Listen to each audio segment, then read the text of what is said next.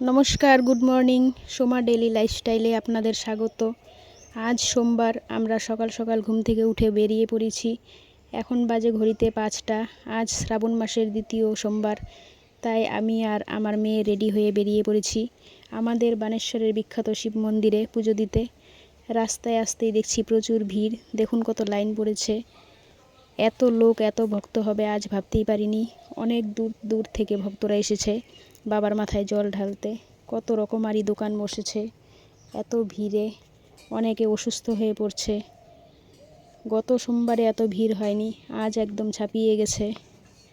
আমরা লাইনে না দাঁড়িয়ে ভিড়ের মধ্যে গিয়ে ঢুকে পড়েছি।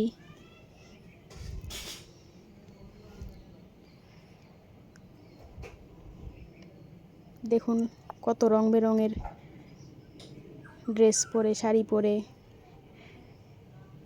কত দূর দূর থেকে কত রকম মেয়ে, বউ, কেউ বাদ পড়েনি, ছেলে, প্রত্যেকে এসেছে বাবার মাথায় জল ঢালতে।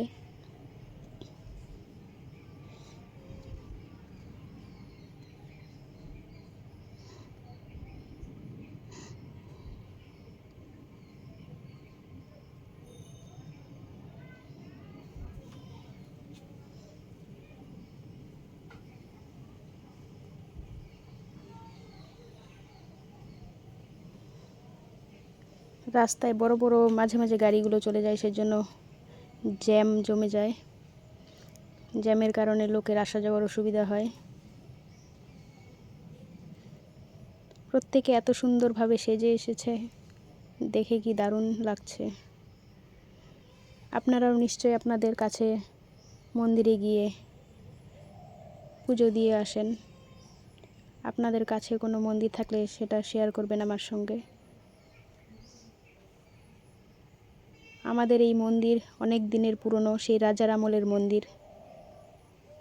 কোচবিহারের বিখ্যাত এই শিব মন্দির।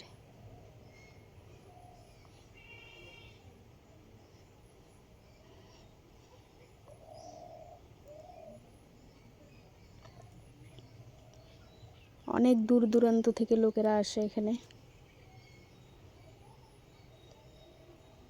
সকাল থেকে একদম সন্ধে হয়ে যায়, তবু লোকের ভিড় কমে না। দাঁড়িয়ে থাকতে না পেরে এক একজন বসে পড়ছে, শুয়ে পড়ছে। কেউ কেউ রাত্রে সেই 12টা 1টার থেকে এসে লাইন দিয়েছে।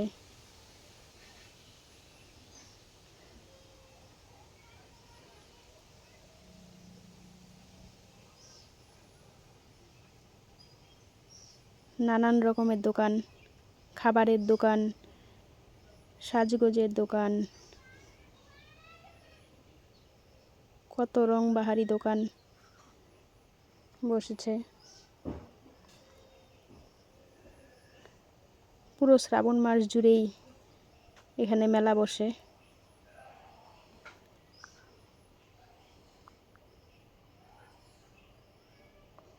আমরা ভিড়ের মধ্যে ঢুকে পড়ে তাড়াতাড়ি পুজো দিয়েছি বলে আমাদের তাড়াতাড়ি হয়ে গেল।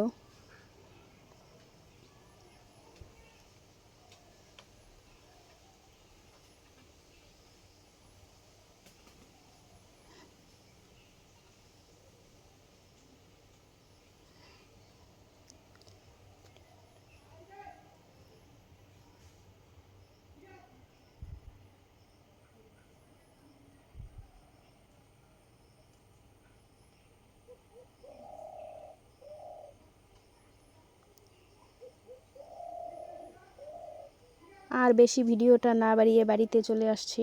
ভিডিওটা ভালো লাগলে লাইক, কমেন্ট, সাবস্ক্রাইব করে দেবেন।